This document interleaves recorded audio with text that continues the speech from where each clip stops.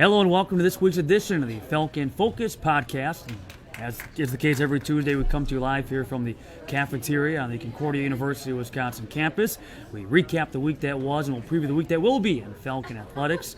My name is Matt Menzl. We are live right now on Facebook Live. We are archived on CWFalcons.com.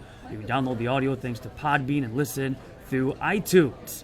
Our guest this week, we'll talk wrestling with Kevin Koch, the wrestling head coach, now back for his second year at his alma mater. We'll talk with Erik Martinson, coming off a great weekend. He's one of two seniors on the wrestling team, now a couple of events into their campaign. We also talk women's basketball as they get ready to tip off their brand new season. We'll be joined by head coach Stacey Brunner-Jones, now back for her 15th season. But let's start by recapping the week that was, the fall sports season coming to a close. But first, we begin with men's ice hockey. And for the ice hockey team, on Friday was a 4-2 loss at St. Scholastica. Tied at 2 after 2 periods before ended up giving up a couple in that third. For the Falcons, they got a power play goal from Nick Guerra, also a goal from Steven Seal. Shots were at 37-30 in favor of the host team, St. Scholastica. Then on Saturday was a 4-2 loss to Northland, in which the Falcons, it was 1-1 after 1, up 2-1, tied at 2 after 2, but again, a tough third period would do the Falcons in. The Falcons got a goal from Connor Hogue. Also, it was Braden Barker, a goal on the power play. Shots again were in favor of the victor, in this case Northland, by 7 at 29-22. So right now the men's ice hockey team with no victories, 5 defeats, and 1 tie. They've scored 10 goals. They've had some success on the power play. 4 of their 10 goals have been with the man advantage. The ice hockey team now is off until the 23rd of November. In ACHA men's ice hockey, on Friday was an 11-0 loss at Marion. Saturday, a 9-1 loss to Marion. Right now the club team sits with 5 victories and 11 defeats. In women's ice hockey on Saturday was a 2-2 tie, that against Marion in overtime. Up 1-0, 2-1, and then the Falcons got a power play goal from Natasha Wanless.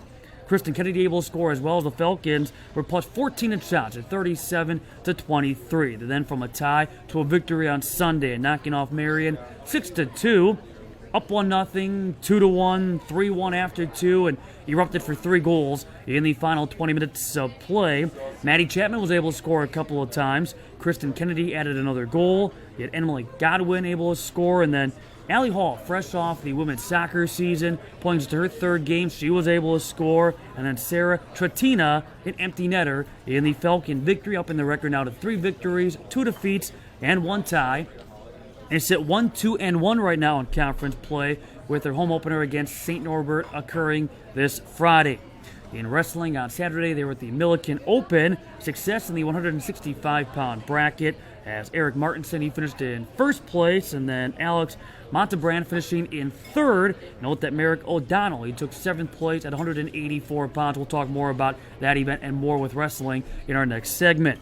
In women's cross country on Saturday, they finished in 24th at the NCAA D3 Midwest Regional Championships in Colfax, Wisconsin. Average time was 25 minutes and 19 seconds. Tough cold conditions in Colfax, Wisconsin on Saturday, in which senior Molly Wirtz was the top Concordia finisher, 97th with 24 minutes, 20.5 seconds her time.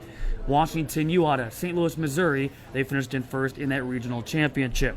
In men's cross country, they saw their season come to a close on Saturday as well. They finished in 27th. That was an improvement from 5 spots from that of last year. That again in the NCAA Division III Midwest Regional Championships in Colfax, Wisconsin. Their average time was 28 minutes and 11 seconds. And then junior Craig Reese, top Concordia finisher, 43rd with a time of 25 minutes, 49.2 seconds. And then finally, football saw their season come to a close on Saturday. It was the Lutheran Bowl, battling for the Traveling Luther Cup. And the Luther Cup now in the possession of the Falcons. A come-from-behind victory over Wisconsin Lutheran by the final score of 21-14. They were down 14-0 at one point. Down 14-7 at halftime. Came out 22 seconds in the second half. First defensive score of the year was a fumble recovery and return for a touchdown of 11 yards for Trey Stewart. Troy Stewart able to come through with the fumble recovery for the TD, and then with 3 minutes and 18 seconds left in regulation, all of a sudden senior quarterback Aaron Nixon out with injury. Freshman quarterback James Lynn able to lead what proved to be a game-winning touchdown drive. In fact, he would score the touchdown on a 7-yard run. Defense able to stand tall, and the Falcons able to come away with a victory on Senior Day as the Falcons celebrated the careers of 9 seniors. Their season coming to a close with 7 victories, 3 defeats. These 7 wins, the most for the program since 2013. They finished in second place, tied with Aurora, 5 victories, a couple defeats in a bracket now that sees Eureka. They won the conference championship, and they will be in the NCAA playoffs. They get UW-Whitewater in the first round. A couple of final nuggets from that victory against Wisconsin Lutheran: 337 offensive yards, 193 of those rushing for what is typically a pass first, run second offense. Quarterback Aaron Nixon ends his illustrious Falcon career with 10,108 total offensive yards. Wide receiver Josh Sanders, 17 receiving touchdowns in his career. And then kicker, punter, defensive back, jack of all trades, Jacob Mason, 154 career points. And again, that off of field goals and extra points. Also, a couple other quick notes. In field hockey, congratulations to Sam Dunn, Megan McPike, both being named first team All Southern Athletic Association honorees. In fact, McPike was named Newcomer of the Year. Also, Callie Newman was named a second team All Conference selection. And as far as the conference goes, congrats go out to Aurora in women's volleyball as they have moved on. They are regional champions. They will be in the quarterfinals of the NCAA tournament that will take place in Pittsburgh, Pennsylvania. So that was the week that was in Falcon and NAC athletics for that matter. When we come back here on the podcast, we switch gears and start talking wrestling with head coach Kevin Koch. We also talk with senior Erik Martinson. Stay tuned to tune into the Falcon Focus Podcast. The Student Personnel Administration in Higher Education, or SPAHI program at Concordia University is designed for people who want to work in the university setting in any department. So if you're interested in working in academic advising, campus activities, residence life, admissions, financial aid, this program is really designed for anyone interested in those areas. The mission of Concordia is to help students develop in mind, body, and spirit, and that was really evident in the program. I really enjoyed that I could be in class one night and take what I learned and apply it on the job the very next day. My name is Amber Schiesel, and I am a SPAHI graduate.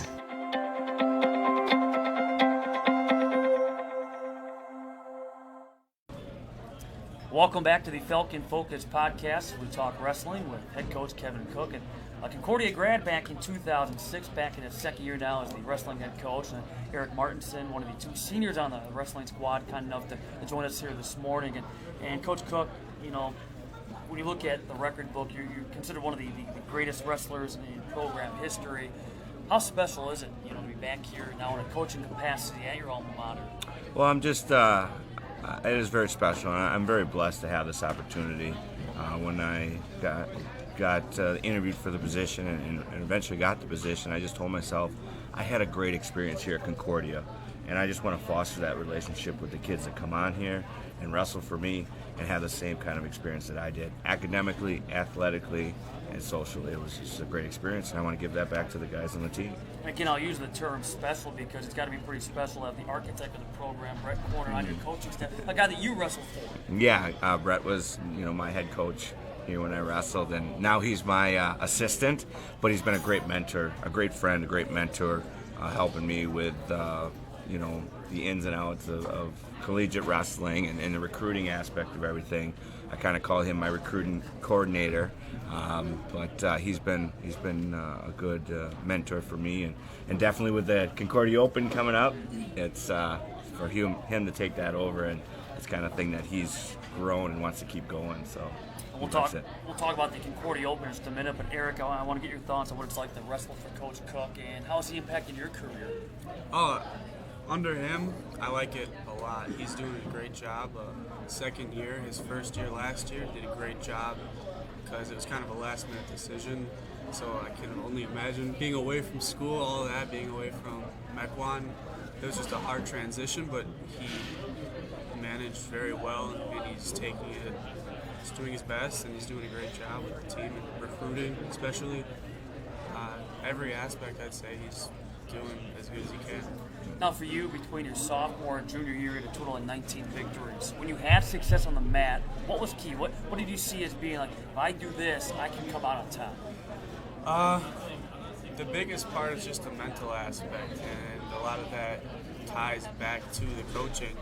Because what they preach on the mat, what they preach in practice, really carries over in your head in competition. And with Coach Koch, a lot of his mentality is just being aggressive, and that really just carries over onto the mat with me. And Coach, what have you seen from Erik, maybe from last year to this? He's off to a great start in his senior year. Well, I think for him being a senior, that last, got to give it everything I got. And what also is that mental aspect to him. We've incorporated this wrestling mindset principles into our practice, and I think he's took those on quite well, and that's being thankful for the opportunity to wrestle, being aggressive and relentless, fear of not making mistakes, and never giving up. And so we've encouraged those, and he's really taken those to heart, and it showed on the wrestling mat. Secondly, he's been just a great leader for the team. Last year he was kind of showing by example. This year he's being more of that vocal leader and trying to help some of the underclassmen, saying, hey, this is what it takes to be successful, and if you do this, you're good. But if you don't, you're going to struggle. And so I think that helps when you can be more that vocal leader, and people look like, hey, they're looking up to me. I have to put my best foot forward, and I think he's done a great job with that this year. And he's looking really good on the wrestling mat, and we're going to keep it going. Erik, from a wrestling standpoint, what's a typical week? How do you go about preparing for the event? I mean, I got to believe you have a schedule, not only when it comes to practice, but I have to believe there's an eating schedule in there too, as you have a certain weight that you have to come in at. I try not to worry about it too much. My cut, it's not as difficult as some of the other guys are doing, but coming into the beginning of the week, I just eat light, eat a light breakfast, don't eat until practice, and then I have a nice meal afterwards. But as far as water weight goes, I don't worry about that till the last day. So my concern for cutting weight usually just comes 2 days before competition, which is that part's not the most fun, but that's when I cut it all out. Do you have to watch what you eat closely? I mean, do you kind of mentally? I don't know. Overall, it's just pretty common sense, at least to me. I've been doing it my whole life, but just eat healthy. If I just stay away from stuff I know I shouldn't, like desserts and all that. Well, Coach Koch, you look at this team, it's a younger squad this year, a total of 14 freshmen, and yet you still have, higher expectations. So what is it about this group that has you excited, and what's such high hopes? Well, we do have high expectations, and I expect that. I think accountability, kids want accountability, they want high expectations, they want to do well. Everybody wants to do well. Now you got to put the work in to make that happen. And so it's what exciting me is that there's a lot of guys that are asking a lot of questions and fighting hard in practice. We're going through some growing pains right now, and that's going to happen when you're going from high school to collegiate. When we're just talking about freshmen coming in, there's a big transition. I'm sure Erik experienced the same thing when he was a freshman.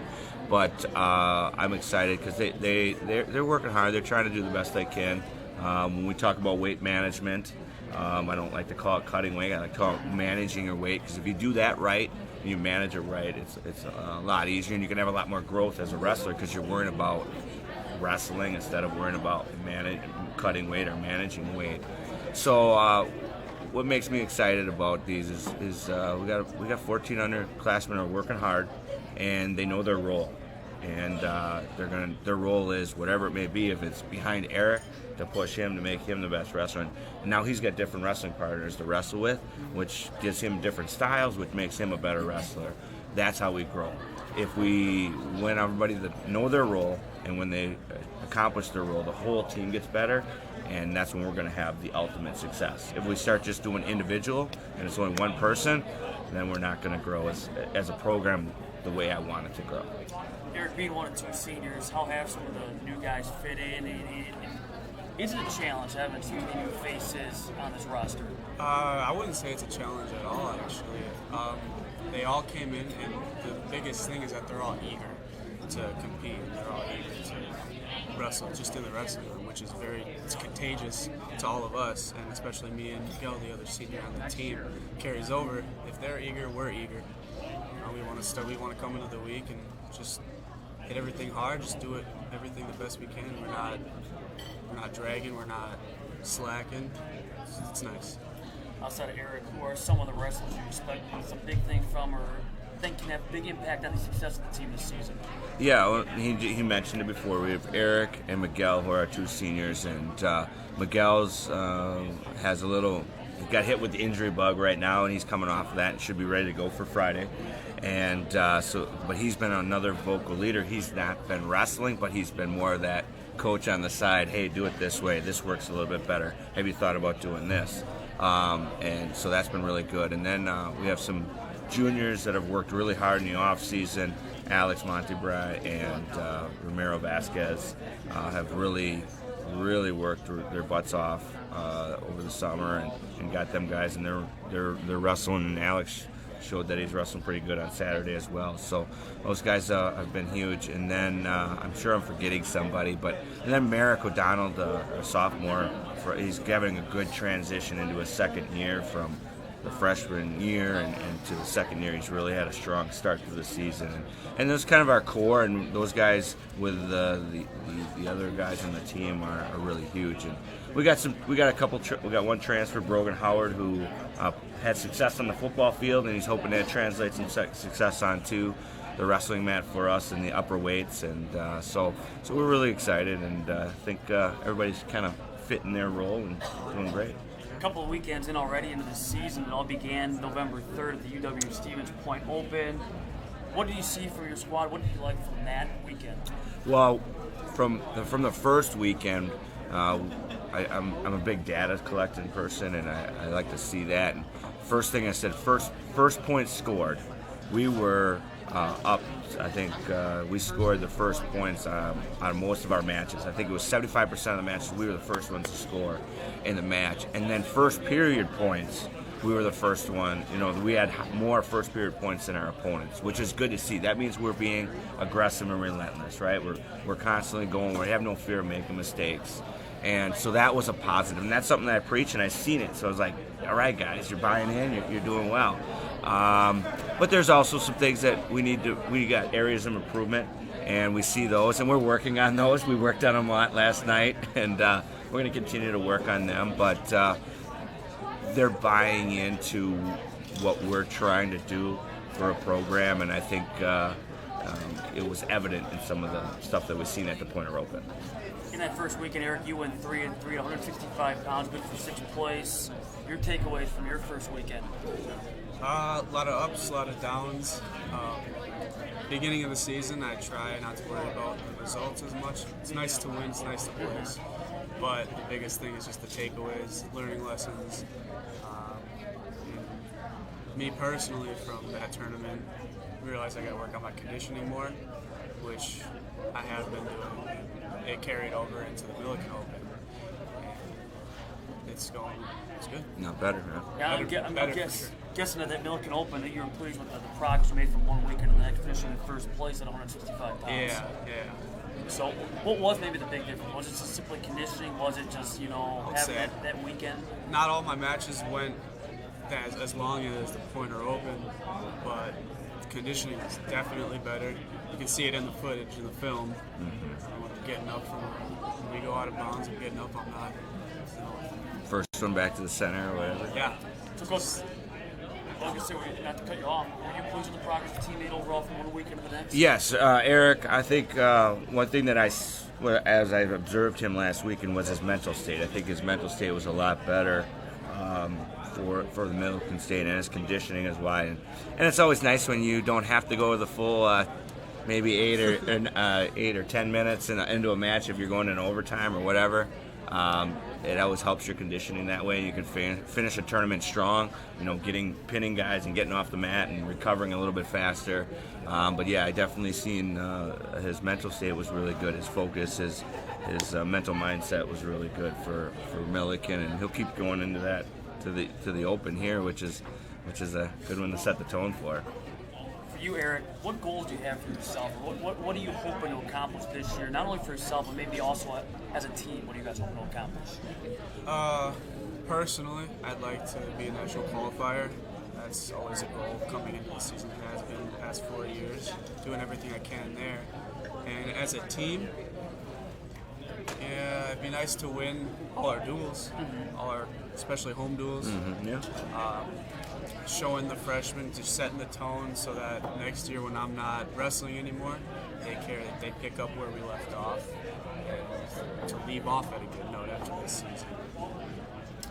Coach, look at this weekend. And speaking of duels, it starts Friday with Triton will meet inside the John Pope Fieldhouse at 6 p.m. But then Saturday, you mentioned it too, the 26th annual CW Open. That begins at 9 a.m. There's some great wrestling on campus this weekend. Yes, it's going to be great. Brett Corner always started that Friday night duel before the Open because he's like, we got everything set up. People are all in town. Let's get out there and wrestle. And so I wanted to bring that back, and it's a good opportunity to get maybe some of the younger guys a match as well. And it's going to be some good. They're ranked in the junior college. They're ranked. They got some really good studs in the lighter weights, and it's going to be exciting to see some good matches there. And then we go right into the Concordia Open 26. We're going to have about 280 wrestlers, and we've got about 19 teams. And some of those teams, we got Wartburg, who's ranked intermat rankings third nationally. Wabash, I think, is fifth nationally. So we got some really good competition. Loris is up there in the top, I believe, in the top 10. So there's gonna be a lot of good wrestling, a lot of good guys. I think 4 guys that are nationally ranked number 1. That are going to be at the Concordia Open, so that's exciting. And I always said, and I say to a coach, like as a coach, that if you place high at the Concordia Open, you're setting yourself up for a huge season. You're setting yourself up for a 20-win season, conference champ, and getting yourself to that national qualifier. It's always been that way.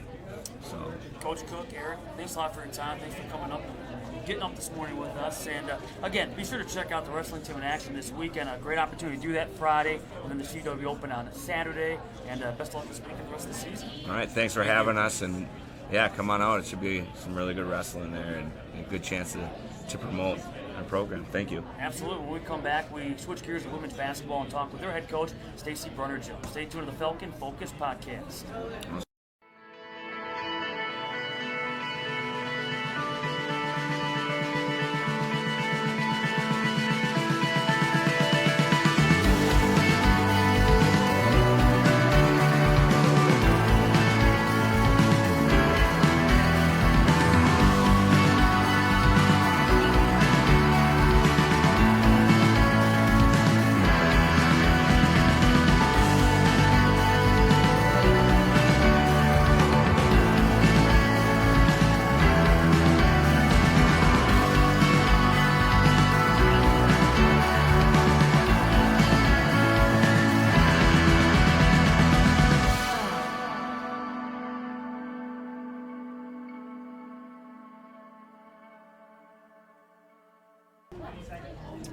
Welcome back to the Falcon Focus Podcast. Now switching gears to women's basketball and be joined by 4-time conference coach of the year, the winningest coach in program history, now back for her 15th season, Stacey Brunner-Jones. And you and I were just talking during the break. It's hard to believe this is your 15th season at Concordia. Crazy. Can you believe it's your 15th season? Some days it feels like 50 years, but sometimes it feels like, my second or third. I'm just really lucky to be able to work somewhere for so long and have success, and just the experiences I've had here at Concordia are great.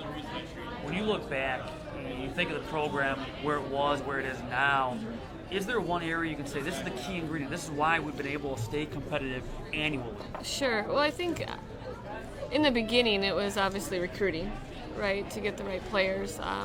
But then just the culture of commitment and sacrifice. I think that's a huge part of what we believe in, and putting someone else before yourself. So I think on the court, that just has helped so much. So when you look at the program right now, what are you most proud of when you look at what this program's become? So many things, Matt. And it's hard sometimes to reflect back on all of it. And I've been talking with a lot of alumni lately, and they just bring back so many good memories. Honestly, the wins and the championships have been awesome, but there's for sure the best part of my 15 years has been the relationships with players, alumni, assistant coaches. it's fun to talk about the wins and the championships, but the relationships for sure are the most important. Before we start looking at this season, let's look back to last year real fast and summarize the year that was. The team went 20-7, third consecutive 20-plus win season, 16-4 in conference play, good for second place. Lost in a very competitive tournament championship against Wisconsin Lutheran at their place. How would you summarize the way last season went? Well, obviously, the pressure of being first or second every year is to me a fun thing. And us and Wisconsin Lutheran continue to battle it out, and it's such a good rivalry and a lot of respect there for each other. When you have players like Brianna Wagner and Audrey Sharmer, you have high expectations.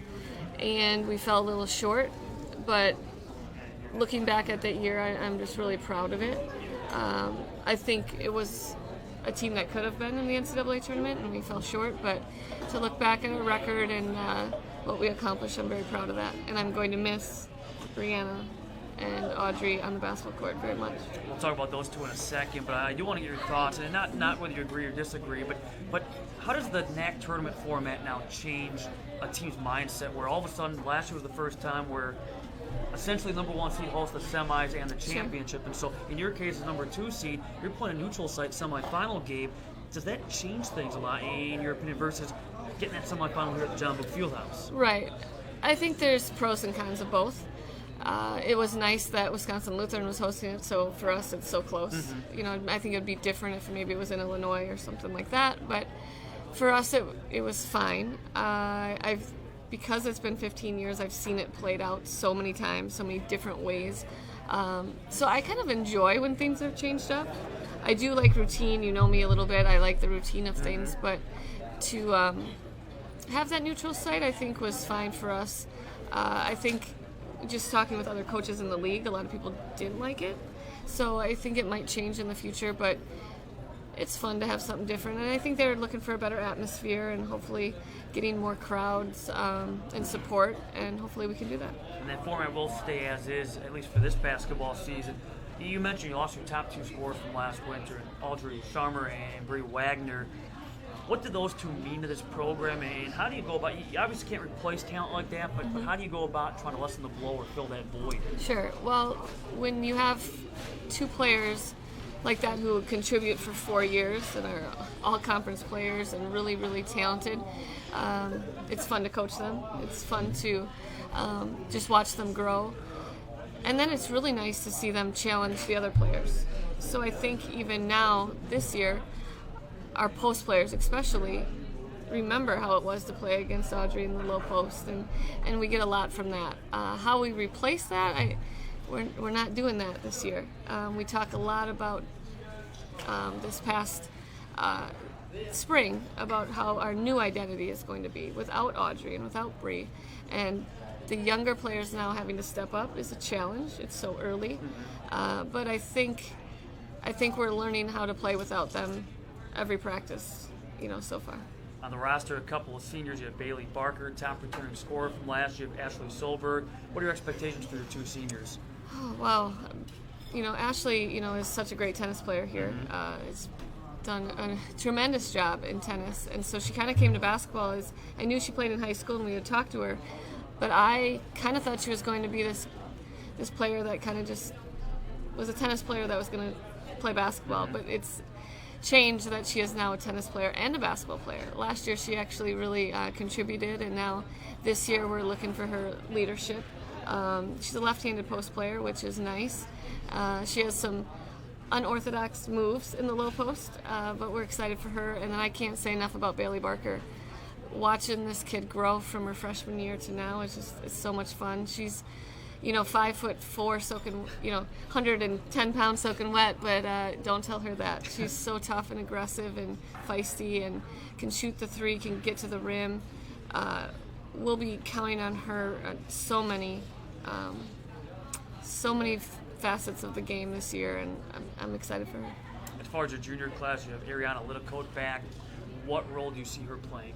Well, Ari's just coming back from a back injury that she had last year, so she's just been cleared to practice the last couple days. So getting her into shape is, she's worked really hard to keep keep that going. But she's a little rusty. She knows it. We know it. But while she can shoot, she can post. As a 5'9" guard, we'll have high expectations for her as well.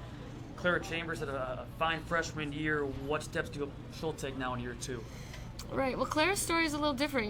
When she came as a freshman, started her first 9 games, and a lot of freshmen don't do that for our program, and then tore her ACL. So last year, that coming back year, that was a little hard for her. So now I think, because she got that medical red shirt, she's only a sophomore, I think her competitiveness is one of the best I've ever coached. So you're going to see a lot from Clara this year. Who are some of the newcomers that you're hoping will have an impact on the success of the team? Well, all 4 of them, Aubrey, Signe, Taylor, and Alyssa, have a really good offensive upside, and we're working on their defense. Just like most freshmen, they struggle on the defensive side. And I think they understand that, and they're learning, and hopefully it will click sooner than later. And besides new players, you have a new assistant coach. I do. AC is he's been so helpful, and obviously coming from St. Thomas and top 5 team in the country every year. So he's brought a lot of just new things, helping with the excitement of the program, and I can count on him for a lot. Tough schedule. First 4 on the road, including the conference opener this Thursday at Dominican, Saturday at UW-Platteville. Mark your calendars because the home opener is a big one, December 1st against Wisconsin Lutheran at 2 p.m. Your thoughts on the way the schedule kind of plays out early on? Certainly you're going to learn a lot about your team early on. Very much so. It's not normal to start your season with a conference game, but we are. So many new coaches in our league, so Dominican is a new coach, and so we're learning more about them as they go. And then, obviously, when you play teams like Hope and challenge yourself on the non-conference schedule, it's good. It's going to – every time we play within scrimmage, within practice, we get better and better and better. And I think I harp a lot on the little things. So I think throughout every game we're going to get better. I think the progression might be a little slower than we're used to, but I'm excited for the season. Just finally, I guess your thoughts on the conference as a whole. Certainly the preseason poll is a lot based on last year, but it also speaks to the tradition of the program. Falcons predicted second behind Wisconsin Lutheran, receiving votes in the D3Hoops.com preseason rankings. We have Benedictine, Lakeland, top 4. I mean, it's the usual suspects, but it seems like it's a conference that it's a lot deeper than that. Oh, completely. And like I mentioned, there's so many new coaches. And I think that's fun. It's excitement, changes some things up, and I really, really think the NAC is improving every year, and that's all we can ask for. And we challenge each other, and everyone's out recruiting and just trying to make our conference the best it can be. Coach, thanks a lot for your time. Thanks, Matt. Best of luck Thursday. Thank you. And again, you can see the Falcons in person at John Book Field for the first time December 1st. Big one against Wisconsin Lutheran. When we come back, we will preview the week that will be in Falcon Athletics as we continue with the Falcon Focus Podcast. God never intended for us to live a comfortable life. He created us to go outside our comfort zones, to use our gifts and talents in the service of others, to live a you-first life in a me-first world. At Concordia University, it's our mission to prepare you for that path, so that you stand apart from the crowd and live a life that's actually uncommon. Concordia University. Live uncommon. Welcome back to the Falcon Focus Podcast, and again, we thank both our guests for joining us here this week, talking wrestling with Kevin Koch, along with senior Erik Martinson, and women's basketball with head coach Stacey Brunner-Jones, about to begin her 15th season as the team will begin play Thursday, conference opener 2 against Dominican. A reminder, we're with you every Tuesday, except next Tuesday, it's Thanksgiving. We will not be with you next Tuesday.